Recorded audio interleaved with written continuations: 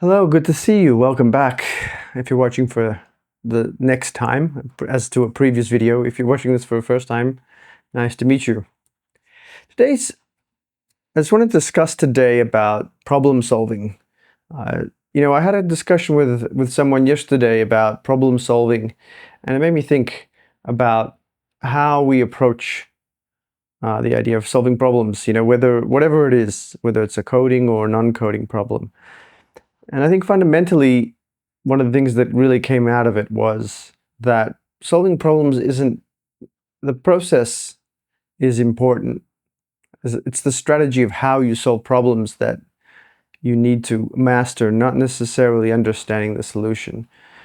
If you can go from A to B by providing a strategy to solve the problem, you're going to be much better off when you face complex problems. And we were talking about complex problems related to complex scenarios around networking and connectivity and things that people have, teams have spent a long time thinking over and trying to solve. And we were looking at how you would, jump onto a particular problem of transitioning from one protocol to another. And the result was to discuss a particular strategy and how we would go about actually solving different problems on large code bases. And generally, I'll share the strategy that I kind of proposed was that, you propose the problem at hand and you define an outcome, a desired outcome, and you write it out. You write out what the problem is and you write out what the solution is. You look at each and you break it up into little parts or chunks of either work or ideas, and you elaborate on them. You read, you write, you investigate the sphere of the problem. Once you have an understanding, a simple understanding of what it is you're trying to solve, what you need to find out, you then go and do your research to understand it to a deeper level, the parts of the problem at hand and the parts of the solution. And there you have a deeper understanding of the problem, a deeper understanding of the solution. And you can therefore create work, some steps along the way where you can get to that solution. And the first part is to work, especially when it comes to coding, is to experiment. Is you try different things because you don't know the answer, right? The answer is unknown. It's unknown to you. It's unknown to everyone. It's something that hasn't been done before because the code that you're working with is unique. The solution that you're working towards is unique for that domain, for that code. The idea that we can kind of take existing code and just kind of smudge it around and then get to a solution. I mean, it can work sometimes if the problem domains are very similar. But if you're working in a new problem domain, you really have to open up the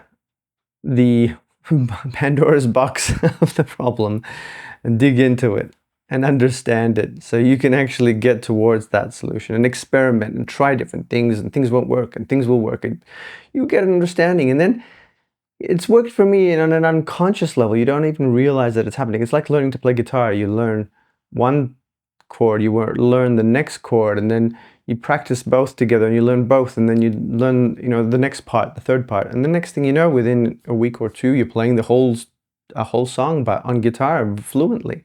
And you go, how did I do that? It's a miracle. And the same thing is with problem solving in any space. I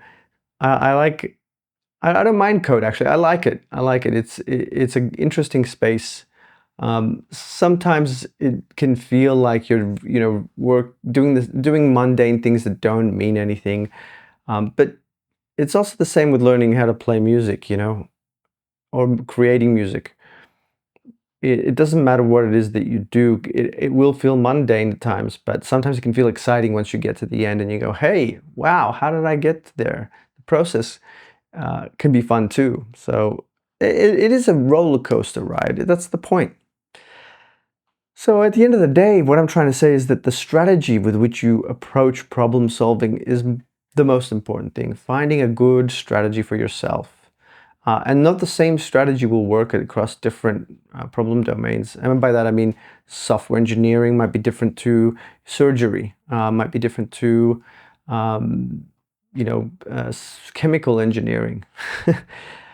So I think, again, like with software development, the process of getting from an experiment to an unstructured solution. So you go from problem definition to experimentation. You get those learnings, you go to a unstructured solution. So, and then you go to the final structured solution, which is maybe part of a piece of testable software that's verifiable. It's, can go through reviews, and you don't go straight to that last solution, because you're going to make mistakes along the way. You're going to get things wrong. So it's good to prove out certain ideas. And in software, where we just recently, I worked on a prototype which we threw away we haven't thrown it away, but for a client, and I got a lot of learning about certain things that I didn't know about in that space. It was just like a drag and drop interface for an app, and I figured it out. I was like, I didn't know anything about it when I went into it. I didn't know any of the API calls. I explored it. I kind of tried different things, and I got to a solution that I think is a viable approach. Next phase will be the unstructured solution, which is like a separate implementation, taking the learnings of the experiments. And after that, we'll have a clear idea of how to do the structured solution. So yeah, that's it. That's what I wanted to share with you guys. It's just the strategy of problem solving is important. And one other thing I wanted to add about the problem solving process is that more often than not, I don't solve the problem or don't come to an idea or insight by sitting in front of a screen. It usually happens after digesting information, going for a walk, having a shower, something completely unrelated to the code at hand. I might be doing something, going for a walk, and just thinking and just trying to take a step back from the problem. And then voila, I put the pressure on, got the feedback, and then the insight comes. And it's amazing. It's a miracle. It truly is when it happens, because you don't believe it, right? It's like the eureka moment. It's like, this shouldn't happen here. I'm in the shower. I'm having a shower. Why is this solution all of a sudden? But let's go and try it out. It's like, okay, get dressed, have it, all that, and go and try out the solution. And more often than not, it never happens in front of the screen. And then when it does, that insight does happen, you get into the flow of the implementation, you get in the flow of doing it, and then it comes to life. It actually is the solution. So it's that insight that takes you towards the end result. And that whole process is magnificent. And this is true not just for not just for coding. I've had many ideas come to me about different things, business ideas, about life direction ideas. Not when I'm sitting there trying hard to get to the result, but when I take a step back and allow what I've seen and heard and learned to digest. And I think the more you fight it, the more anxious you are, the less likely you are to get to that point. And I think that's why going for a walk is so important. I want to leave you on one really, really cool note. There's a park in Melbourne, in Alinda, a place called Alinda. It's called Cloudy Hill, and there's a plaque right near the start, and it says it shows like a labyrinth, and the statement on it says it is solved by walking, and that's what it is, It's that simple. I'll leave you guys for now, and hopefully I'll have something just as interesting to talk about in the next video. We'll catch you later. Bye.